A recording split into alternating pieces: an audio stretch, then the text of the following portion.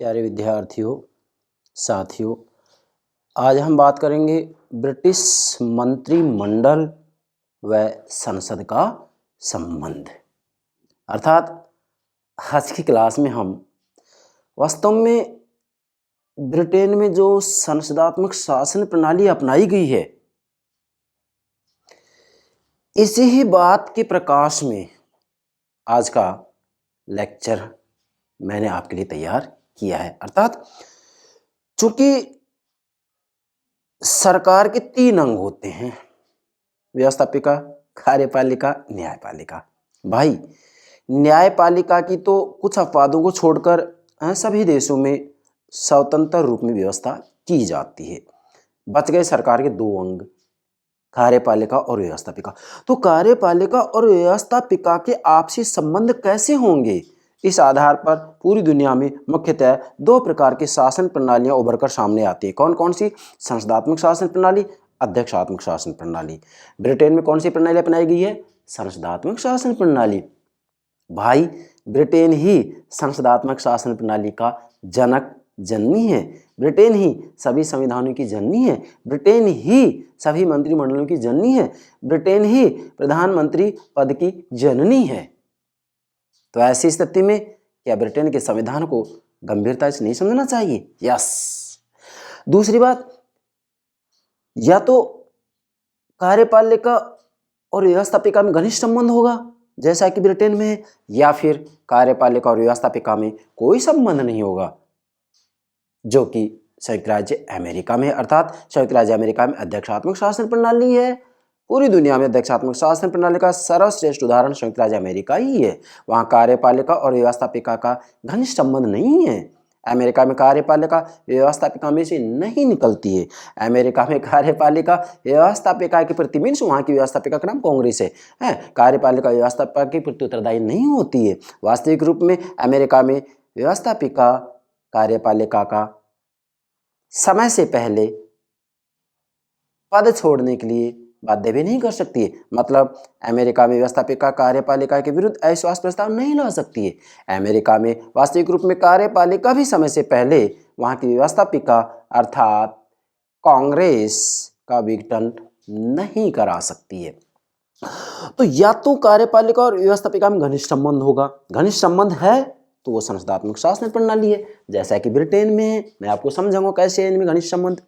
या फिर कार्यपालिका और व्यवस्थापिका में कोई संबंध नहीं होगा जैसा अमेरिका में, तो अध्यक्षात्मक शासन प्रणाली। तो सबसे पहले ये बात ध्यान दें कि वास्तविक रूप में ब्रिटेन में भाई, जब हम मंत्रिमंडल व संसद, विशेषकर लोक सदन हमने ब्रैकेट में क्यों लिखा है, क्योंकि 1911 और 1949 के अधिनियमों के द्वारा ब्रिटेन में संसद का जो दूसरा सदन है लॉर्ड सभा, उसकी शक्तियों को बिल्कुल कम कर दिया गया है।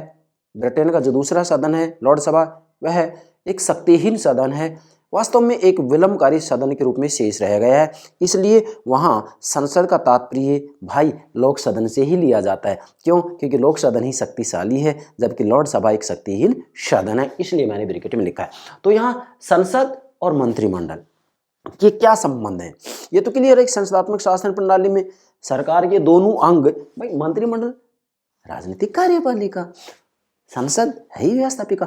तो व्यवस्थापिका और कार्यपालिका में क्या संबंध है? तो ये तो क्लियर है कि संसदात्मक शासन प्रणाली में दोनों में घनिष्ठ संबंध होगा।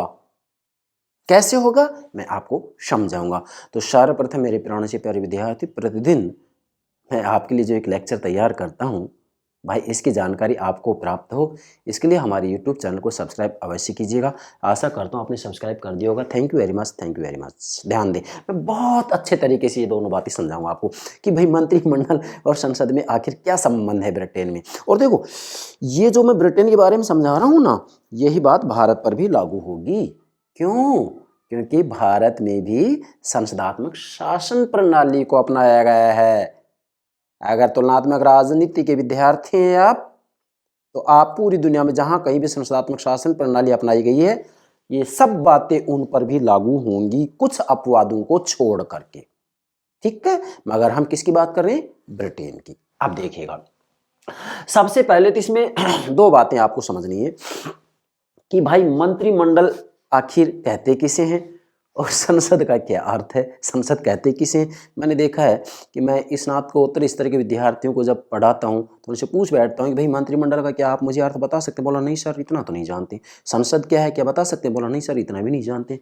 तो फिर आप क्या राजनीति विज्ञान पढ़ रहे हैं? नहीं, मैं आपको सबसे पहले इन दोनों का भावार्थ बता रहा हूँ। देखो वास्तव में सबसे पहले देखिए कि मंत्रिमंडल है क्या चीज़। मैंने यहाँ नोट भी कर दिया है कि मंत्रिमंडल का तात्पर्य उस राजनीतिक समिति से है जो प्रधानमंत्री के नेतृत्व में कार्यपालिका शक्तियों का प्रयोग करती है। मैंने यहाँ ये डायग्राम बना दिया, ये प्रधानमंत्री होगा, प्रधानमंत्री का नेतृत्व होगा, ये मंत्रिमंडल होगा अर्थात कार्यपालिका, जिसको एक राजनीतिक कार्यपालिका कहते हैं। और ये इधर व्यवस्थापिका हो गई। मैंने यहाँ संसद भी लिखा है क्योंकि वहाँ व्यवस्थापिका को संसद कहा जाता है। और यहाँ लोक सदन इसलिए लिखा है कि ब्रिटेन में वास्तविक रूप में जो संसद है, संसद का प्रथम सदन ही शक्तिशाली है। दूसरा सदन जो लॉर्ड सभा है वह एक शक्तिहीन सदन है, वह केवल एक विलंबकारी सदन के रूप में शेष रह गया है। कैसे विलंबकारी सदन है इसके लिए मैं जब लॉर्ड सभा की बात करूंगा तब सारी बातें समझा दूंगा। तो ध्यान दें भाई, मंत्रिमंडल का तात्पर्य क्या है? मैंने यहाँ लिखा है मंत्रिमंडल का आशय, आप नोट कीजिएगा, मंत्रिमंडल का आशय उस राजनीतिक समिति से है। इसको एक राजनीतिक समिति की संज्ञा दी जा रही है मंत्रिमंडल को, नोट कीजिएगा, ये बातें आगे काम आएंगी। क्या एक समिति की संज्ञा दी जा रही है? मंत्रिमंडल का आशय उस राजनीतिक समिति से है जो प्रधानमंत्री के नेतृत्व में कार्यपालिका शक्तियों का प्रयोग करती है। मतलब प्रधानमंत्री के नेतृत्व में ये जो राजनीतिक समिति है जिसको मंत्रिमंडल कहा जा रहा है, ये राजनीतिक समिति कार्यपालिका शक्तियों का प्रयोग करती है। यही क्या है? मंत्रिमंडल है। ठीक है, मतलब वास्तव में प्रधानमंत्री के नेतृत्व में ये राजनीतिक समिति कार्यपालिका शक्तियों का प्रयोग करती है और इसका जो निर्माण किया जाता है वह भी प्रधानमंत्री के द्वारा ही किया जाता है। दूसरी बात, अब हम इसको ज्यादा व्यापक नहीं लेंगे अन्यथा वीडियो लंबी हो जाएगी। मैंने संकेत दिया या क्योंकि मूल बात तो हमें ये समझनी है कि मंत्रिमंडल और संसद में क्या संबंध है ब्रिटेन में। ठीक है भाई। अब दूसरी बात, मैंने अक्सर देखा है कि बच्चों को ये भी नहीं मालूम होता है कि संसद क्या है। देखो भाई, संसद, पार्लियामेंट, हालांकि ब्रिटेन में मंत्रिमंडलात्मक व्यवस्था की उत्पत्ति कैसे हुई है इसके लिए मैंने आपके लिए अलग से वीडियो अपलोड कर दिया है, प्लेलिस्ट में देख सकते हैं, इसलिए यहां मैं उसकी चर्चा नहीं करूंगा। हाँ, संसद, पार्लियामेंट, क्या पार्लियामेंट अंग्रेजी में क्या कहते हैं इसको? पार्लियामेंट। पार्लियामेंट शब्द भाई पार्ले शब्द से बना है। क्या बोल रहा हूं मैं? पार्ले शब्द से बना है। पार्ले का हिंदी अर्थ होता है वाद विवाद का मंच। क्या? वाद विवाद का मंच। तो संसद का क्या अर्थ हुआ? संसद वास्तविक रूप में वाद विवाद का एक मंच है। बोलिए, संसद क्या है? संसद वाद विवाद का एक मंच है। पूरे राष्ट्र के लिए जो नीतियां बनाई जाती हैं उन नीतियों के संदर्भ में यहाँ वाद विवाद किया जाता है। तो संसद क्या है? वाद विवाद का मंच है। संसद का मतलब ये नहीं है कि वहाँ हो हल्ला हो, केवल तालियों की गड़गड़ाहट सुनाई दे, मेजें थपथपाई जाए लगातार, शोरगुल हो। नो, ये तो वाद विवाद का मंच है। यहाँ देश हित में गंभीरता से वाद विवाद होना चाहिए। तो संसद का भावार्थ क्या हो गया?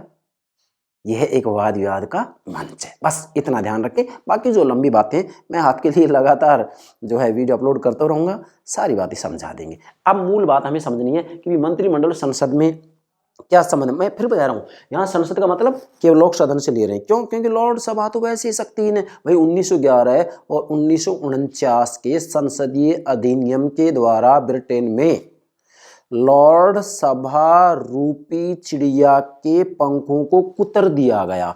मतलब उसको उड़ने लायक नहीं छोड़ा, मतलब उसके पास कोई शक्ति शेष नहीं रही है। वह केवल एक विलंबकारी सदन है। वास्तविक रूप में लॉर्ड सभा एक शक्तिहीन, दुर्बल, निर्बल, कमजोर सदन है। इसलिए यहाँ संसद का तात्पर्य केवल लोक सदन से लिया जा रहा है। वैसे संसद के दो सदन है, वहाँ लोक सदन, लॉर्ड सभा, ये ध्यान रखना। अब देखो भाई, हम इनके संबंधों का अध्ययन किस आधार पर करेंगे? दो आधारों पर, सैद्धांतिक स्थिति और व्यवहारिक स्थिति। भाई, जब किसी भी संरचना का अध्ययन किया जाता है तो सीधी सी बात है उसके दोनों पक्ष होते हैं कि सिद्धांत में उसकी क्या स्थिति है, व्यवहार में उसकी स्थिति क्या है। मतलब कानूनी रूप में उसकी स्थिति क्या है और व्यवहार में उसकी स्थिति क्या है। तो मैंने यहाँ आपके लिए दोनों बिंदु नोट किए, सैद्धांतिक स्थिति व्यवहारिक स्थिति, यहाँ मैंने लिखा है संसद का अर्थ, जो कि मैंने आपको बता दिया है कि पार्लियामेंट पार्ले शब्द से बना है, जिसका अर्थ होता है वाद विवाद का मंच। कहीं आप भ्रमित हो कि यहाँ कॉर्नर पे क्या लिख दिया सर ने, हो सकता है आपको दिखाई ना दे रहा हो ये, मैंने यहाँ बिल्कुल बारीक अक्षरों में लिखा है, कोई नहीं, मैंने आपको समझा दिया संसद का अर्थ, ठीक है। ये मैंने संकेत के लिए भाई ये बात शेष ना रह जाए। अब देखो सैद्धांतिक स्थिति, व्यवहारिक स्थिति, अब समझना है इसको, ये कंपटीशन पूछ लिया जाता है। भाई एक विद्वान है डायसी, नोट कीजिएगा कौन है, डायसी। डायसी वास्तविक रूप में मंत्रिमंडल व संसद के संबंधों को समझाते हुए कह रहे हैं कि वास्तव में ब्रिटेन में संसद संप्रभु है। क्या संसद संप्रभु है, मंत्रिमंडल संसद के अधीन है। मतलब डायसी कह रहे हैं कि ब्रिटेन में कानूनी दृष्टि से या सैद्धांतिक दृष्टि से संसद स्वामी है, मंत्रिमंडल दास के रूप में कार्य करती है। सैद्धांतिक स्थिति है ये, वैधानिक स्थिति है, कानूनी स्थिति है। कौन कह रहे हैं ये बात, डायसी, ठीक है। क्योंकि वैसे भी देखा जाए तो ब्रिटेन में भाई न्यायपालिका को न्यायिक पुनरावलोकन का अधिकार तो है ही नहीं है, तो स्पष्ट हो रहा है कि भी कानूनी दृष्टि से तो वहाँ की संसद भाई किसी भी विषय पर कोई भी कानून बना सकती है, उसके द्वारा बनाए हुए कानूनों को वहाँ की न्यायपालिका भी जो है असंवैधानिक, अमान्य, अवैध घोषित नहीं कर सकती। यस, तो डायसी कह रही है कि भाई सैद्धांतिक स्थिति तो ये है कि ब्रिटेन में संसद संप्रभु है, संसद ही कानून बनाने वाली मुख्य संस्था है, सर्वोच्च संस्था है, जबकि मंत्रिमंडल संसद के अधीन है। ये तो क्या स्थिति होगी, वैधानिक स्थिति। डायसी कह रहे हैं ये बात। व्यवहारिक स्थिति क्या है, व्यवहारिक स्थिति के बारे में एच.जे. लास्की मतलब हैरल्ड जोसेफ लास्की, जो कि एक बहुलवादी विचारक है, हैरल्ड जोसेफ लास्की और रैमजे मेयोर, नोट कीजिएगा, रैमजे मेयोर का कहना है कि नहीं, व्यवहार में स्थिति ये है कि संसद संप्रभु नहीं है, संसद स्वामी नहीं है, व्यवहार में तो मंत्रिमंडल ही वास्तव में कानून बनाने वाली संस्था बन गई है, मंत्रिमंडल ही वास्तव में स्वामी बन गई है।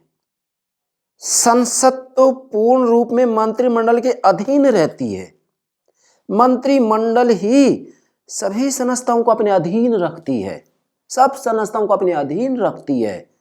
इसका मतलब मंत्रिमंडल ही सर्वे सर्वा बन बैठी है। कौन कह रहे हैं, लास्की और रैमजे मेयोर। अर्थात ये व्यवहारिक स्थिति जब देखते हैं कि व्यवहार में क्या स्थिति है मंत्रिमंडल और संसद की, तो लास्की और रैमजे मेयोर कह रहे हैं कि भाई व्यवहार में तो स्थिति ये है कि स्वयं मंत्रिमंडल संसद को अपने नियंत्रण में रखती है, लोक सदन को, मतलब मंत्रिमंडल ही वास्तव में विधि निर्माण करने वाली संस्था बन बैठी है, मंत्रिमंडल ही अन्य सभी संस्थाओं को अपने अधीन रखती है, मंत्रिमंडल ही स्वामी बन गई है, संसद तो एक रजिस्ट्रेशन करने वाली मशीन बन के रह गई है, ये विद्वान कह रहे हैं। अर्थात वास्तव में मंत्रिमंडल सर्वे सर्वा बन गई है, ये इसकी व्यवहारिक स्थिति है। ठीक है भाई, अब मूल बात इसमें स्पष्ट होगी। यहाँ मैंने जो डायग्राम बनाया इसका मतलब ये मंत्रिमंडल व्यवस्था अपेक्षाकृत उत्तरदायी होता है, क्योंकि संसदात्मक शासन प्रणाली है ना यहाँ, तो मंत्रिमंडल मतलब राजनीतिक कार्यपालिका है। अब यहाँ इसका मतलब क्या होगा, कार्यपालिका और व्यवस्थापिका का घनिष्ठ संबंध है। इसका मतलब क्या है कि जो मंत्रिमंडल है, कार्यपालिका जो राजनीतिक कार्यपालिका है वह व्यवस्थापिका में से निकलती है। मतलब लोक सदन में जिस दल को बहुमत प्राप्त होता है भाई उसी में से तो मंत्रिमंडल का निर्माण किया जाएगा। तो कार्यपालिका कहाँ से निकली है, व्यवस्थापिका में से निकली है, लोक सदन में से निकली है। ठीक है, अगली बात भाई, इन दोनों का कार्यकाल भी अनिश्चित होगा, क्योंकि यहाँ संसदात्मक शासन प्रणाली है। दोनों मीन्स मंत्रिमंडल और संसद, संसद मतलब लोक सदन। कैसे भाई, मंत्रिमंडल के विरुद्ध लोक सदन अविश्वास प्रस्ताव ला सकती है, अविश्वास प्रस्ताव पारित हो गया तो मंत्रिमंडल को त्याग पत्र देना पड़ेगा, अस्थायी होगा कार्यकाल। अच्छा, दूसरी तरफ मंत्रिमंडल को जब लगता है कि हमारे द्वारा जो नीतियां बनाई जा रही हैं, राष्ट्र हित में, देश हित में जो नीतियां बनाई जा रही हैं, लोक सदन उनका विरोध कर सकता है, इनको ऐसा लग रहा है, संदेह हो रहा है, तो फिर मंत्रिमंडल क्या करता है, सम्राट से परामर्श करके और लोक सदन का विघटन करा दिया जाता है? तो दोनों का कार्यकाल क्या होगा? निश्चित अनिश्चित? अनिश्चित। भाई संसदात्मक शासन प्रणाली में वास्तव में सरकार के जो ये दो अंग है, कौन? कार्यपालिका और व्यवस्थापिका। कार्यपालिका और व्यवस्थापिका इन दोनों का कार्यकाल अनिश्चित होता है, यस। जबकि अध्यक्षात्मक शासन प्रणाली में फॉर एग्जाम्पल संयुक्त राज्य अमेरिका, वहाँ कार्यपालिका और व्यवस्थापिका का कार्यकाल निश्चित होता है। क्यों? क्योंकि वहाँ ना तो व्यवस्थापिका कार्यपालिका के विरुद्ध अविश्वास प्रस्ताव ला सकती है और ना ही कार्यपालिका मतलब मंत्रिमंडल भाई व्यवस्थापिका का विघटन करा सकता है। मतलब ना तो इसका विघटन कराया जा सकता है, ना इसके विरुद्ध अविश्वास प्रस्ताव लाया जा सकता है। तो कार्यकाल क्या होगा? निश्चित अनिश्चित? निश्चित। भाई अध्यक्षात्मक शासन प्रणाली का मूल सिद्धांत क्या? स्थायित्व का सिद्धांत। और संसदात्मक शासन प्रणाली का मूल सिद्धांत क्या? उत्तरदायित्व का सिद्धांत। नोट कीजिएगा, उत्तरदायित्व का सिद्धांत उत्तरदायी है, मंत्रिमंडल व्यवस्था पे उत्तरदायी है। यस, मूल बात बता रहा हूँ। ये इसका मैं ये कहता हूँ रीढ़ की हड्डी है, ये बात समझ जाओ। फिर शेष क्या रहा पूरी दुनिया में? संसदात्मक शासन प्रणाली, अध्यक्षात्मक शासन प्रणाली, या फिर दोनों का मिला जुला रूप होगा, जैसे स्विट्जरलैंड में है? जब हम स्विट्जरलैंड का संविधान समझाएंगे तब ये बातें बताएंगे आपको। अब आगे बढ़ते हैं। क्लियर होगा यहाँ तक? मैंने यहाँ लिखा है न्यायपालिका मतलब ये स्वतंत्र निकाय के रूप में होता है कुछ अपराधों को छोड़कर पूरी दुनिया में, और मुख्यतः हमें तो समझना है मंत्रिमंडल और संसद का क्या संबंध है। तो आपके सामने मैंने ये सारी बातें समझा दी। अभी बिंदु के आधार पर एक एक बात क्लियर कर देंगे। अब ध्यान दीजिएगा। नंबर 1, वैधानिक दृष्टिकोण के अनुसार स्थिति, मतलब सैद्धांतिक स्थिति क्या है किसकी? मंत्रिमंडल और संसद के जो संबंध हैं वो कानूनी दृष्टि से क्या है, सैद्धांतिक दृष्टि से क्या है, वैधानिक दृष्टिकोण से इनकी क्या स्थिति है, कानूनी दृष्टिकोण से इसकी क्या स्थिति है। जैसा कि डायसी इसका समर्थन कर रहे हैं। क्या? डायसी वास्तव में वैधानिक दृष्टिकोण के अनुसार इनकी स्थिति का वर्णन करते हैं। किसका? मंत्रिमंडल व संसद के संबंध का। अब ध्यान दें। नंबर 1, व्यवस्थापन संबंधी सर्वोच्चता, अर्थात वास्तव में वैधानिक दृष्टिकोण के अनुसार जब मंत्रिमंडल और संसद के संबंधों का अध्ययन करते हैं तो भाई मैंने पहले भी आपको समझा दिया है क्या कि यहाँ ये मान के चला जाता है कि संसद सर्वोच्च होती है। क्या? संसद सर्वोच्च होती है, संसद की संप्रभुता होती है, संसद किसी भी विषय पर किसी भी प्रकार का कानून बना सकती है। व्यवस्थापन संबंधी सर्वोच्चता मतलब वैधानिक दृष्टिकोण के अनुसार कहें तो हम ये कहेंगे कि वास्तव में सिद्धांत में संसद ही सर्वोच्च होती है जबकि मंत्रिमंडल संसद के अधीन होता है। अब ये हम समझा रहे 3 बिंदुओं के माध्यम से समझाएंगे। कैसे? व्यवस्थापन संबंधी सर्वोच्चता अर्थात वास्तव में सिद्धांत में ब्रिटेन में व्यवस्थापिका ही सर्वोच्च है, संप्रभु है। वहाँ की संसद किसी भी विषय पर किसी प्रकार का कानून बना सकती है। क्यों? क्योंकि वहाँ पर न्यायपालिका को न्यायिक पुनरावलोकन की शक्ति भी नहीं दी गई है। तो इससे ये स्पष्ट हो रहा है, क्या स्पष्ट हो रहा है कि ब्रिटेन में संसद संप्रभु है जबकि मंत्रिमंडल संसद के अधीन लगता है। लेकिन केवल सैद्धांतिक स्थिति है, वैधानिक स्थिति है। दूसरा, वित्तीय क्षेत्र में लोक सदन की सर्वोच्चता। यस भाई, जब हम वित्तीय क्षेत्र की बात करते हैं तो उसमें भी लगता है कि वास्तव में संसद ही सर्वोच्च है। अब यहाँ लोक सदन क्यों? क्योंकि भाई वहाँ के संसद 2 सदन है, लोक सदन और लोकसभा। लोकसभा तो एक शक्तिहीन सदन है, इसलिए वहाँ मैंने ब्रैकेट में लिख भी दिया संसद मतलब लोक सदन। तो लोक सदन की सर्वोच्चता वित्तीय क्षेत्र में अर्थात वास्तविक रूप में देखा जाए तो ये कहा जाता है कि वैधानिक दृष्टि से वहाँ मंत्रिमंडल जो आय और व्यय मतलब आय और व्यय का जो ब्यौरा होता है ना वो बजट कहलाता है। तो आय और व्यय का जो ब्यौरा होता है वह वास्तविक रूप में जब तक लोक सदन उसको स्वीकार नहीं कर लेगा तब तक मंत्रिमंडल एक पाई, एक रुपया, एक पैसा, $1 भी खर्च नहीं कर सकता ब्रिटेन के अंतर्गत। तो इससे लग रहा है कि भाई वित्तीय क्षेत्र में भी जो है संसद मीन्स लोक सदन शक्तिशाली है, सर्वोच्च वैधानिक दृष्टिकोण से।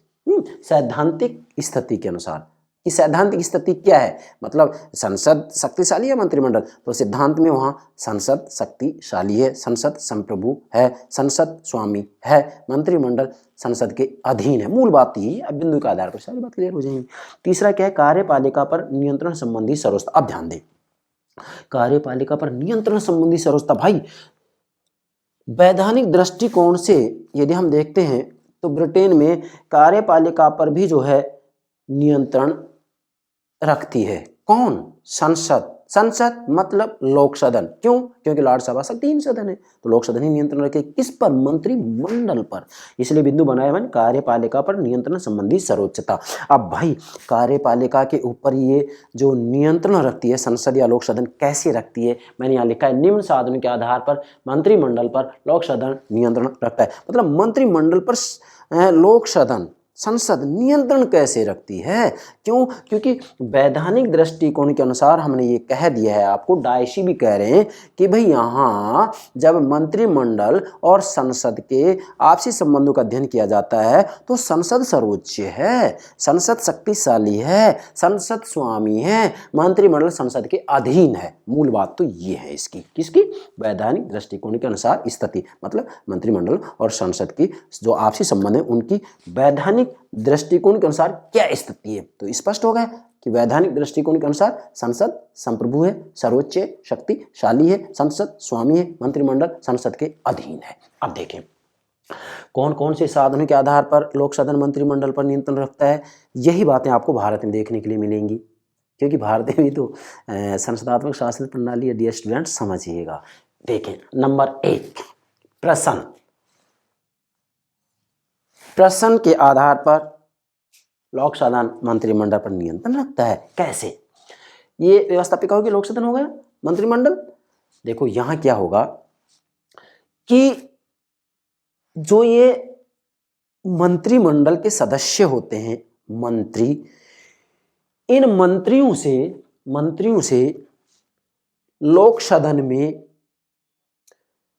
विभाग के संदर्भ में प्रश्न पूछे जाएंगे कि भी आपके विभाग में इस प्रकार का गलत कार्य हुआ तो क्यों हुआ, आपने क्या कुछ किया है, जवाब दीजिएगा। मंत्रिमंडल के सदस्यों को लोक सदन में जो प्रश्न पूछे जाते हैं उन प्रश्नों का जवाब देना पड़ता है, और कोई भी मंत्री ये नहीं चाहेगा कि हमारी प्रतिष्ठा लोक सदन में गिरे, इसलिए उनके द्वारा विशेषकर इस रूप में कोई कार्य ही नहीं किया जाता है कि लोक सदन में उनकी प्रतिष्ठा गिर जाए। तो मंत्रिमंडल पर नियंत्रण हो गया प्रश्नों के माध्यम से। नेक्स्ट वाद विवाद। वास्तविक रूप में मंत्रिमंडल पर नियंत्रण का जो दूसरा साधन है वो वाद विवाद है, अर्थात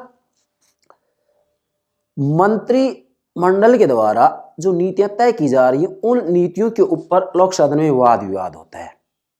और जब लोक सदन में वाद विवाद होता है तो मंत्रिमंडल को अच्छी तरह मालूम है कि अगर यहाँ हमारी प्रतिष्ठा गिर जाती है तो जनमत हमारे विरुद्ध हो जाएगा, इसलिए उनके द्वारा ऐसा कोई कृत्य नहीं किया जाता है कि वाद विवाद करते समय भी, लोक सदन में वाद विवाद करते समय भी मंत्रिमंडल की प्रतिष्ठा गिरे। तो प्रश्न का नियंत्रण हो गया, वाद विवाद का नियंत्रण हो गया।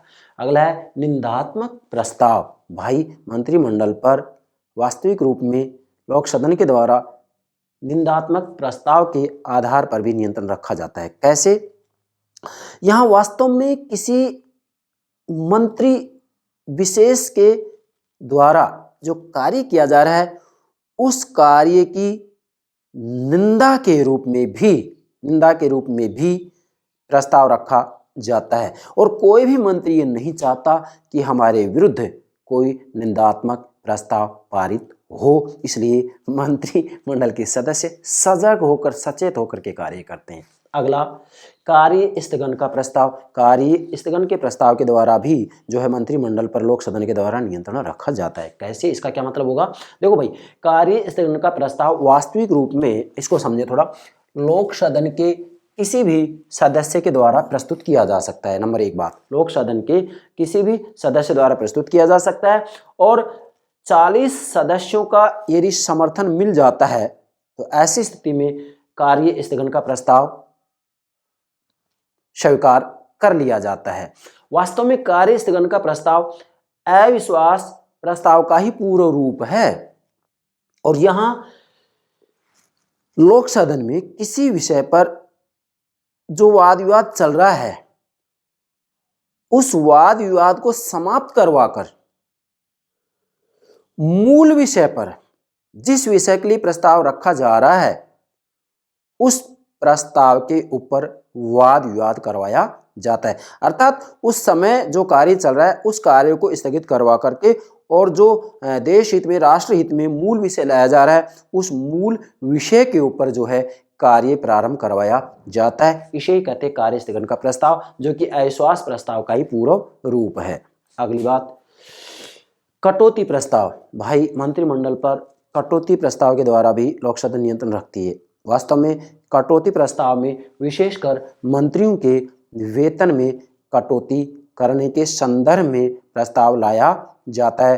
हालांकि यह प्रस्ताव पास होना इतना आसान नहीं है। ठीक है, मैं थोड़ा संक्षेप में बता रहा हूं क्योंकि बहुत लंबा हो जाता है। इसके बाद में अविश्वास का प्रस्ताव, विशेषकर वास्तविक रूप में देखा जाए तो मंत्रिमंडल पर भाई लोक सदन का जो नियंत्रण का हथियार है, साधन है, वो अविश्वास का प्रस्ताव भी है। अर्थात जब लोक सदन को लगे कि मंत्रिमंडल राष्ट्रहित में, देश हित में नीतियां नहीं बना रही है, कार्य नहीं कर रही है, तो ऐसी स्थिति में लोक सदन के द्वारा मंत्रिमंडल के विरुद्ध अविश्वास का प्रस्ताव लाया जाता है। और अविश्वास का प्रस्ताव यदि पारित हो जाता है तो भाई मंत्रिमंडल को त्यागपत्र देना पड़ता है। जैसा कि ब्रिटेन में मार्च 1979 में मजदूर दल की सरकार के विरुद्ध अविश्वास प्रस्ताव लाया गया था और उसे त्यागपत्र देना पड़ा था। अविश्वास प्रस्ताव पारित होने का मतलब उन्हें त्यागपत्र देना पड़ेगा, मंत्रिमंडल को त्यागपत्र देना पड़ेगा। ये हो गया इसकी सैद्धांतिक स्थिति। तो सैद्धांतिक स्थिति में ऐसा लग रहा है कि भाई जो संसद है, जो लोक सदन है, मैं लोक सदन बार बार इसलिए बोल रहा हूँ कि वहाँ संसद का मतलब लोक सदन से ही लिया जाता है, क्योंकि दूसरा जो सदन है लॉर्ड सभा एक शक्तिहीन सदन है, दुर्बल सदन है, निर्बल सदन है, कमजोर सदन है। समझ रहे हैं ना। तो सैद्धांतिक स्थिति क्या होगी ब्रिटेन में, किसकी, संसद और मंत्रिमंडल की।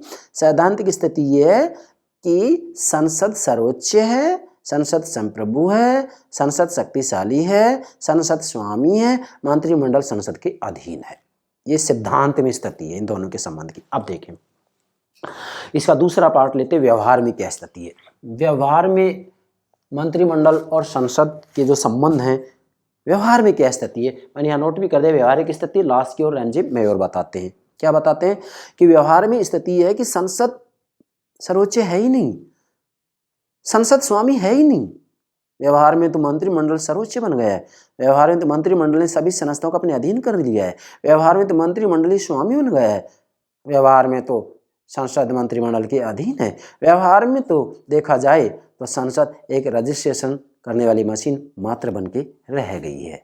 अब समझें इनको बिंदु के आधार पर। सबसे पहले देखिए जेनिंग्स कह रहे हैं, क्या कह रहे हैं कि राजनीतिक दल के प्रभाव के कारण मंत्रिमंडल ही लोक सदन पर नियंत्रण रखता है। लोक सदन मंत्रिमंडल पर नियंत्रण नहीं रखता है, बल्कि मंत्रिमंडल ही लोक सदन पर नियंत्रण रखता है। किसके आधार पर? राजनीतिक दल प्रभाव के कारण। क्यों भाई? जिस दल को बहुमत मिलता है उसकी ही तो सरकार बनती है। मंत्रिमंडल का गठन होगा तो जिस दल को बहुमत मिला है लोक सदन में उसमें से ही तो मंत्रिमंडल गठन होगा।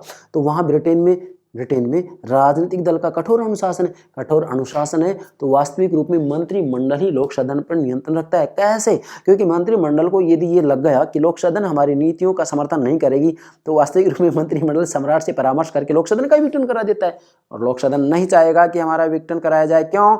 क्योंकि जो सत्तारूढ़ दल है वो तो ये चाहेगा कि 5 वर्ष हम पूरा करें, और जो विपक्ष है, विरोधी है, वो भी ये चाहेंगे कि 5 वर्ष पूरा हो। इसलिए विपक्ष के द्वारा भी मंत्रिमंडल की नीतियों का समर्थन कर दिया जाता है और सत्तारूढ़ दल के द्वारा भी मंत्रिमंडल की नीतियों का समर्थन किया जाता है, क्योंकि कोई नहीं चाहता है कि हम समय से पहले पद छोड़ें। Yes, clear? अच्छा, अगली बात देखिए। यहाँ मंत्रिमंडल लोक सदन का स्वामी हो गया है। अब देखिएगा भाई, सिद्धांत में तो मैंने आपको बताया था कि संसद स्वामी है, मंत्रिमंडल दास है, लेकिन व्यवहार में क्या हो गया? व्यवहार में मंत्रिमंडल लोक सदन का स्वामी हो गया है, लोक सदन का स्वामी हो गया है और लोक सदन मंत्रिमंडल का दास हो गया है व्यवहार में। यस, ब्रिटेन में भी देख सकते हैं, भारत में भी देख सकते हैं। भारत में भी संसदीय शासन प्रणाली डेफिनेटली ऐसा हुआ है। और मैं तो ये कहता हूँ पूरी दुनिया में आज यदि देखा जाए तो भाई व्यवस्थापिकाओं की बनस्पत कार्यपालिकाएं शक्तिशाली होती जा रही हैं। बिल्कुल सत्य है ये बात। मैंने कार्यपालिका शक्तियों में वृद्धि क्यों हो रही है इसके लिए अलग से वीडियो अपलोड कर दिया, प्ले लिस्ट में देखिएगा। व्यवस्थापिका की शक्तियों का पतन क्यों हो रहा है इसके ऊपर वीडियो अपलोड कर दिया, प्ले लिस्ट में देख सकते हैं, पॉलिटिकल थ्योरी नाम से। ठीक है भाई, राजनीतिक सिद्धांत। अगला है सम्राट और लोक सदन पर प्रभुत्व रखती है। अब ध्यान दीजिएगा, वास्तव में जो मंत्रिमंडल है मंत्रिमंडल नामक समिति, मैंने लिखा है मंत्रिमंडल नामक समिति सम्राट और लोक सदन पर प्रभुत्व रखती है। कहा तो ये जाता है कि भी सम्राट और लोक सदन मंत्रिमंडल पर नियंत्रण रखते हैं वैधानिक दृष्टि से, लेकिन व्यवहार में क्या गया, व्यवहार में ये हो गया कि मंत्रिमंडल नामक समिति, नोट कीजिएगा, मंत्रिमंडल नामक समिति सम्राट और लोक सदन पर प्रभुत्व रखती है। मतलब मंत्रिमंडल आज स्वामी बन गई है, संसद मंत्रिमंडल के अधीन हो गया है। ये सत्य है, व्यवहार में स्थिति यही है। तो नोट कीजिएगा, यहाँ क्या नोट करेंगे आप, मैंने इसको जैसे लिखा है, चाहे तो आप उस रूप में लिख लें, कैसे, सम्राट और लोक सदन पर प्रभुत्व रखती है कौन, मंत्रिमंडल नामक समिति, मंत्रिमंडल नामक समिति। इसको समिति की संज्ञा दी गई है, मैंने यहाँ लिखा है आपको, राजनीतिक समिति है जो प्रधानमंत्री के नेतृत्व में कार्यपालक शक्ति का प्रयोग करती है, यही तो मंत्रिमंडल है। यस, आगे बढ़े। अब भाई मंत्रिमंडल की सर्वोच्चता क्यों है, मैंने यहाँ लिखा है मंत्रिमंडल की सर्वोच्चता इस प्रकार है, अर्थात इन 3 बिंदुओं के आधार पर आप स्पष्ट कर सकते हैं कि ब्रिटेन में मंत्रिमंडल सर्वोच्च क्यों है। मंत्रिमंडल स्वामी क्यों बन गया, मंत्रिमंडल सम्राट और लोक सदन पर प्रभुत्व कैसे रखता है, वहां सम्राट और लोक सदन मंत्रिमंडल के अधीन क्यों आ गया, इसका क्या कारण है, ये 3 बिंदु से समझ सकते हैं। अर्थात व्यवहारिक स्थिति ये है ब्रिटेन में कि व्यवहार में मंत्रिमंडल सर्वोच्च है, वहाँ मंत्रिमंडल स्वामी बन गया है ब्रिटेन में। मंत्रिमंडल ही सम्राट और लोक सदन पर नियंत्रण रखता है, सम्राट और लोक सदन के ऊपर प्रभुत्व शक्ति का प्रयोग करता है, मंत्रिमंडल ही सर्वोच्च है व्यवहार में। ये व्यवहारिक स्थिति है ब्रिटेन में। आप भारत की बात करें तो भारत में भी ऐसा ही है, हूबहू जैसा मैं आपको समझा रहा हूँ, सारी बातें आपको भारत में भी देखने के लिए मिलेंगी। बस सिर्फ ये है कि सम्राट की जगह यहाँ राष्ट्रपति कर देंगे भारत के बारे में। तो भारत में भी आप, मैंने लिखा ब्रिटिश मंत्रिमंडल, तो आप इसको ऐसे भी लिख सकते हैं, भारत में मंत्रिमंडल संसद का संबंध, ये सब बातें आप लिख सकते हैं। ठीक है, ये परिवर्तन कर देंगे थोड़ा सा, बस सम्राट के स्थान पर राष्ट्रपति नोट कर देंगे। ठीक है भाई। अच्छा, अब इसका पहला जो बिंदु है वो क्या है, व्यवस्थापन क्षेत्र। क्या कि व्यवस्थापन क्षेत्र की जब हम बात करते हैं तो ब्रिटेन में मंत्रिमंडल सर्वोच्च हो गया है। कैसे हो गया है, जैसा कि एडम्स कह रहे हैं कि वास्तव में ब्रिटेन में तो जो लोक सदन है या संसद है वह रजिस्टरिंग मशीन की तरह, मतलब केवल रजिस्ट्रेशन करने वाली मशीन मात्र है। संसद केवल रिकॉर्ड रखती है, अभिलेख रखती है। क्या, केवल रिकॉर्ड रखती है, अभिलेख रखती है। इससे ज़्यादा ब्रिटेन में संसद कोई कार्य नहीं करती है। कैसे भाई, वास्तव में व्यवस्थापन क्षेत्र में मंत्रिमंडल इसलिए सर्वोच्च है, इसलिए सर्वोपरि है, इसलिए स्वामी है कि जब मंत्रिमंडल के द्वारा कोई नीति बनाई जाती है राष्ट्र हित में, देश हित में, और मंत्रिमंडल को लग रहा है, क्या लग रहा है कि भाई लोक सदन हमारी नीतियों का समर्थन नहीं करेगी, तो सम्राट से कहकर के उसका अविक्रय नहीं करा दिया जाता है। तो वास्तव में विधि निर्माण के क्षेत्र में ब्रिटेन में मंत्रिमंडल ही सर्वोच्च है, मंत्रिमंडल ही सर्वोच्च है। आज हम कह सकते हैं कि पूरी दुनिया में जहां कहीं भी संसदात्मक शासन प्रणालियां हैं, और न केवल संसदात्मक शासन प्रणालियां बल्कि अध्यक्षात्मक शासन प्रणालियों में भी वास्तविक विधि निर्माता मंत्रिमंडल ही बन गए हैं, जिनको कि वास्तविक रूप में लघु व्यवस्थापिकाएं कहा जाता है। किसको, मंत्रिमंडल को। मंत्रिमंडल के बारे में कहा जाता है कि यही तो लघु व्यवस्थापिकाएं, वास्तविक रूप में कानून तो यही बनाती हैं। क्यों, क्योंकि संसद में इनका बहुमत होता है, वहां पर जो भी नीति इनके द्वारा बनाई जाती है वो पारित हो जाती है। तो वास्तविक रूप में कानून बनाने के क्षेत्र में शक्तिशाली कौन हो गया, मंत्रिमंडल। दूसरी बात, कार्यपालिका क्षेत्र। भाई कार्यपालिका क्षेत्र के बारे में एक विद्वान है, सिडनी लोग कह रहे हैं कि लोक सदन के प्रांगण में आजकल कैबिनेट कभी पराजित होती ही नहीं है। अब ध्यान दीजिएगा, इसका क्या मतलब है, पहले तो ये वाक्यांश नोट कीजिएगा, एग्जाम पूछा जाता है कि वाक्यांश किसने कहा है।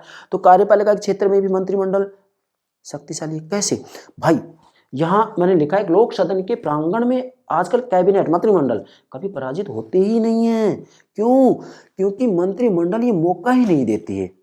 भाई जब मंत्रिमंडल को लगे कि लोक सदन हमारे विरुद्ध अविश्वास प्रस्ताव ला सकती है, तो मंत्रिमंडल पहले ही लोक सदन का इलाज कर देती है। क्या कर देती है कि लोक सदन को विघटित करा देती है सम्राट से परामर्श करके। और स्वयं लोक सदन भी नहीं चाहेगा कि हमारा विघटन हो, समय से पहले पद छोड़े, तो इसलिए मंत्रिमंडलीय नीतियों का लोक सदन समर्थन कर देती है।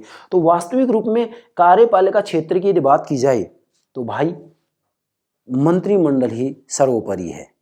व्यवहार में, व्यवस्थापन क्षेत्र में, कानून बनाने के क्षेत्र में मंत्रिमंडल सर्वोच्च है, कार्यपालिका के क्षेत्र में भी मंत्रिमंडल ही सर्वोच्च है। और तीसरा है वित्तीय क्षेत्र। यस भाई, वित्तीय क्षेत्र में आपने पीछे यहां देखा है कि वित्तीय क्षेत्र में लोक सदन की सर्वोच्चता है, लेकिन ये केवल वैधानिक स्थिति है, सैद्धांतिक स्थिति है? नो, व्यवहार में स्थिति है ही नहीं है। व्यवहार में तो लोक सदन की सर्वोच्चता नहीं है, मंत्रिमंडल की सर्वोच्चता है। सैद्धांतिक स्थिति में तो आपने देखा कि वित्तीय क्षेत्र में लोक सदन की सर्वोच्चता है कि बिना लोक सदन की अनुमति के मंत्रिमंडल एक पाई भी खर्च नहीं कर सकती है। हाँ, लेकिन व्यवहार में स्थिति है कि भाई मंत्रिमंडल के द्वारा जो आय और व्यय का ब्यौरा तैयार किया जाता है, आय और व्यय का जो ब्यौरा होता है ना, उसे बजट कहते हैं। बजट बूजट शब्द से निकला है। बूजट का मतलब होता है थैला खोला गया, थैला खोला गया, तो इसमें आय और व्यय का ब्यौरा होता है, आय और व्यय का ब्यौरा होता है। तो जो आय और व्यय का ब्यौरा होता है मंत्रिमंडल तैयार करता है। उसके बाद में लोक सदन में प्रस्तुत किया जाता है, लोक सदन में उनका बहुमत होता है। जिस दल को बहुमत प्राप्त होता है उसी की सरकार बनती है, बहुमत प्राप्त दल का नेता प्रधानमंत्री बनता है और प्रधानमंत्री के द्वारा मंत्रिमंडल गठन किया जाता है। तो डेफिनेटली जो आय और व्यय का ब्यौरा है लोक सदन में रखें, लोक सदन में पारित होगा, क्योंकि उनका बहुमत है, उनका बहुमत है। और यदि पारित नहीं करते हैं तो इसका मतलब होगा अविश्वास प्रस्ताव, और अविश्वास प्रस्ताव का मतलब त्याग पत्र देना, त्याग पत्र देना। तो त्याग पत्र देने का मतलब ये होगा कि दोबारा से चुनाव कराना, तो लोक सदन नहीं चाहेगा ये बात। तो वास्तविक रूप में वित्तीय क्षेत्र में ही मंत्रिमंडल ही सर्वोच्च है। मैंने यहाँ लिखा है कि वित्तीय क्षेत्र में अंतिम निर्णायक मंत्रिमंडल ही होता है, अंतिम निर्णायक मंत्रिमंडल ही होता है वित्तीय क्षेत्र में। ये बात सत्य है कि लोक सदन जब तक इसको स्वीकार नहीं करेगा मंत्रिमंडल एक पाई भी खर्च नहीं कर सकता। लेकिन ये भी बात सत्य है कि लोक सदन मंत्रिमंडल के द्वारा आय और व्यय का जो प्रारूप, जो ब्यौरा लोक सदन में रखा गया है उसको अस्वीकार नहीं करेगी, उसको स्वीकार करेगी, उसको पारित करेगी। तो अंतिम निर्णय कौन होगा वित्तीय क्षेत्र में भी? मंत्रिमंडल। अंतिम मैंने लिखा है यहाँ, ऑग एम जिंक कह रहे हैं कि संसद आलोचना में प्रभावशाली है, संसद आलोचना में प्रभावशाली है। मतलब यहाँ जो व्यवस्थापिका है लोक सदन विशेषकर, ये मंत्रिमंडल की आलोचना तो कर देगी, आलोचना तो करेंगे। जैसे मंत्रिमंडल के सदस्यों से प्रश्न पूछे जा सकते हैं, वाद विवाद किया जाए, उसमें मंत्रियों की जो प्रतिष्ठा को जो है धूमिल किया जाए, तो संसद आलोचना में तो प्रभावशाली है लेकिन पहल करने में दुर्बल है। मतलब वास्तविक रूप पहल करने की शक्ति संसद के पास नहीं है, केवल आलोचना कर सकती है। अतः ऑग एम जिंक के द्वारा जो कहा गया इसके आधार पर कहा जा सकता है कि भाई व्यवहार में मंत्रिमंडल ही सर्वोच्च शक्तिशाली है, मंत्रिमंडल ही स्वामी है, संसद मंत्रिमंडल के अधीन है। व्यवहार में मंत्रिमंडल ही सम्राट और लोक सदन को अपने नियंत्रण में रखती है, या सम्राट और लोक सदन पर मंत्रिमंडल अपना प्रभुत्व रखती है। तो व्यवहार में क्या स्थिति होगी? व्यवहार में आप ये कहेंगे कि ब्रिटेन में व्यवहार में मंत्रिमंडल ही स्वामी है, मंत्रिमंडल ही संसद को अपने अधीन रखती है। जबकि सिद्धांत में क्या स्थिति है? सैद्धांतिक स्थिति क्या है? वैधानिक स्थिति क्या है? वैधानिक स्थिति ये है कि भाई वास्तव में संसद संप्रभु है। भाई सिद्धांत में तो ब्रिटेन में संसद शक्तिशाली बताई जाती है कि भाई संसद की संप्रभुता है, मंत्रिमंडल संसद के अधीन है। लेकिन व्यवहार में स्थिति क्या है? व्यवहार में स्थिति ये है कि वहाँ मंत्रिमंडल सर्वोच्च है, मंत्रिमंडल स्वामी है, संसद मंत्रिमंडल के अधीन है। व्यवहार में मंत्रिमंडल ही सम्राट और लोक सदन मतलब संसद, इनके ऊपर प्रभुत्व शक्ति का प्रयोग करती है। तो दोनों बातें क्लियर हो गई कि भाई वैधानिक स्थिति क्या है, व्यवहारिक स्थिति क्या है, सैद्धांतिक स्थिति क्या है, व्यवहारिक स्थिति क्या है। ये हो गया ब्रिटेन में मंत्रिमंडल व संसद अर्थात लोक सदन का पारस्परिक संबंध। मैं फिर कह रहा हूं, मैं क्यों बोल रहा हूं यहाँ अर्थात लोक सदन इसलिए क्योंकि वहाँ लॉर्ड सभा एक शक्तिहीन सदन है। भाई वैसे तो संसद के 2 सदन है वहाँ, लोक सदन और लॉर्ड सभा, लेकिन लॉर्ड सभा एक शक्तिहीन सदन है। मैं आपको कह चुका हूँ 1911 और 1949 के अधिनियम के द्वारा लॉर्ड सभा की शक्तियों को काफ़ी कम कर दिया गया है। वर्तमान समय में ब्रिटेन में लॉर्ड सभा केवल एक विलंबकारी सदन के रूप में शेष रह गया है। एक दुर्बल सदन है, एक कमजोर सदन है, एक शक्तिहीन सदन है। तो आशा करता हूँ आप ये दोनों पक्ष ठीक से समझ गए होंगे। अब एग्जाम में आपसे किसी भी रूप में प्रश्न पूछा जाए, आपका आंसर गलत नहीं हो सकता। इसी के साथ में स्नातक स्तर के विद्यार्थियों से भी ये प्रश्न पूछ लिया जाता है।